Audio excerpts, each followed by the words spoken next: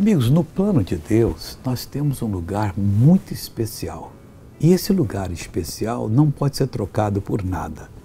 Veja Romanos 9, versículo 23, diz assim: para que também desse a conhecer as riquezas da sua glória nos vasos de misericórdia, que para a glória de Deus já dantes preparou. Deus nos preparou como vasos de misericórdia.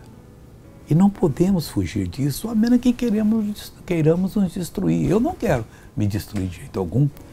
Para que também desse a conhecer a riqueza da sua glória nos vasos de misericórdia. Ele quer dar, através de mim, que se conheça as riquezas da sua glória. Para quê?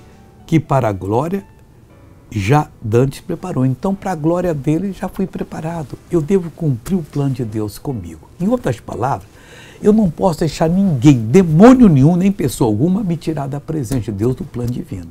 Aí eu vou cumprir a minha missão na vida. Tá bom? Deixa eu orar com você, mas antes, veja esse testemunho. Eu tive um acidente. Eu torci o tornozelo, rachei a canela e o joelho saiu. Quando foi isso?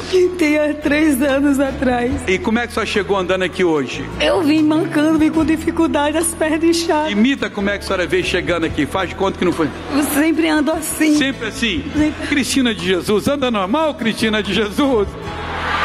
Ei, que Deus lindo, pessoal! Agora eu quero orar com você. Querido Deus, eu estou orando por essa pessoa que suplica o teu favor, a tua ajuda. Pai, ajude agora. Em nome de Jesus, eu repreendo o mal que está nessa vida e reprovo. E digo: mal, saia, vá embora, não permaneça, é uma ordem.